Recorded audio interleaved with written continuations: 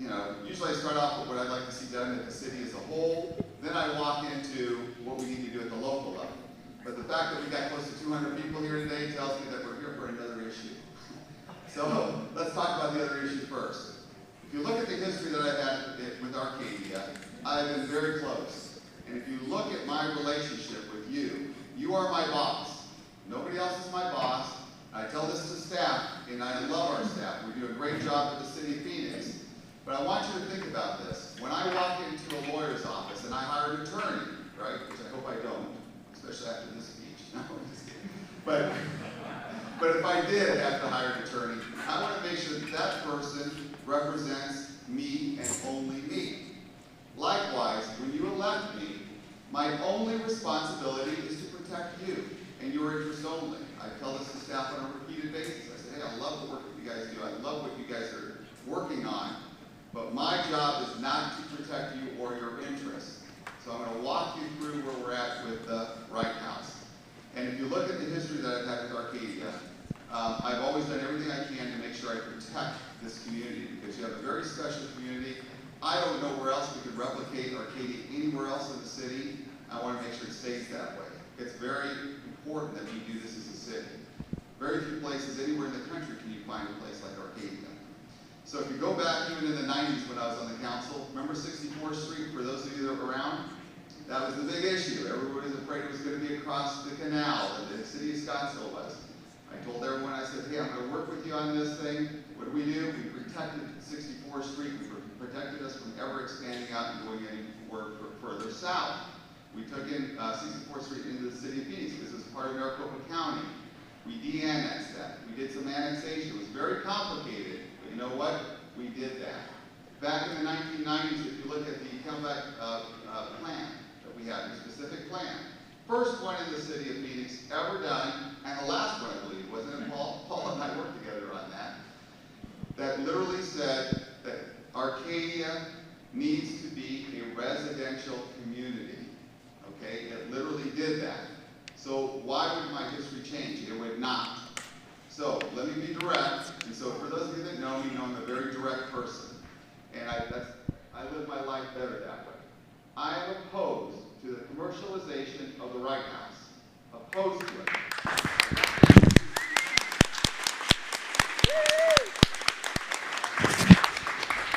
And Zach, I do appreciate everything you did. Zach Rawling, you're a great guy. Stand up. You do need the accolades for the fact that you helped preserve the home.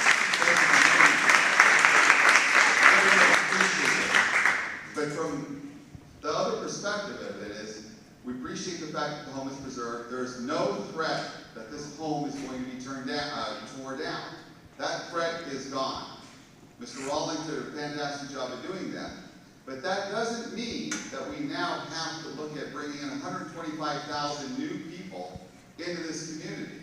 There are a lot of reasons why this is a problem, for what I at least was able to see. It doesn't work. It's not compatible with the type of vision and quality of life that's already here. We appreciate the vision that you're bringing forward. Appreciate it a lot. I think it's fantastic. But there's another vision as well that says we'd like to kind of keep things as a residential area. We'd like to keep it quiet. We don't want to see a lot of people on our streets, regardless of whether or not the church is working with you or not. It doesn't fit. It's not compatible with, if you look at the history of Arcadia. I mean, again, it goes back to the specific plan that we put in place. So I am firmly opposed to it, and I'm going to explain to you why. We put together a neighborhood group, and it's very normal to put those individuals on this neighborhood group that are in opposition. That's what you're supposed to do. Then you're supposed to work with the developer.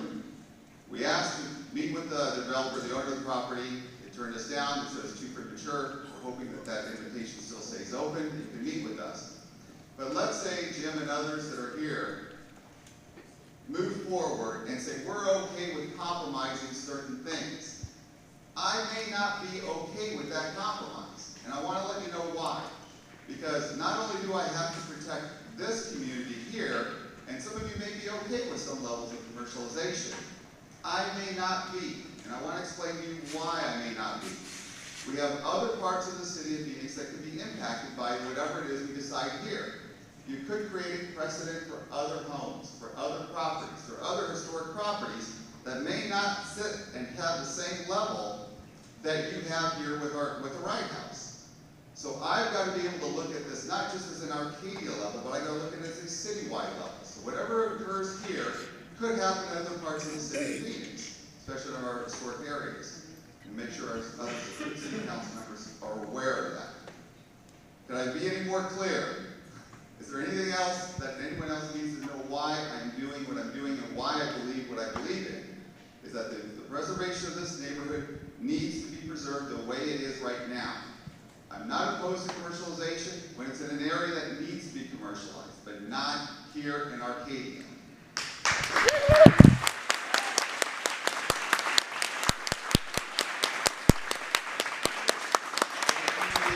It's not the right thing to do. You guys can handle this. Is one of the worst cases I've ever seen happen. Worst cases I've ever seen happen. So that doesn't work. Saying you're going to run people against me is not the right thing to do. That's not the right approach to take. Let's take an approach here that wants to work with people. When you have a vision, you can move a vision forward, but that doesn't mean your vision has to be imposed on everyone else. When we ask you to work with us, generally that's what you're supposed to do. There are always supposed to be people in opposition. That doesn't mean you have to turn your backs on them.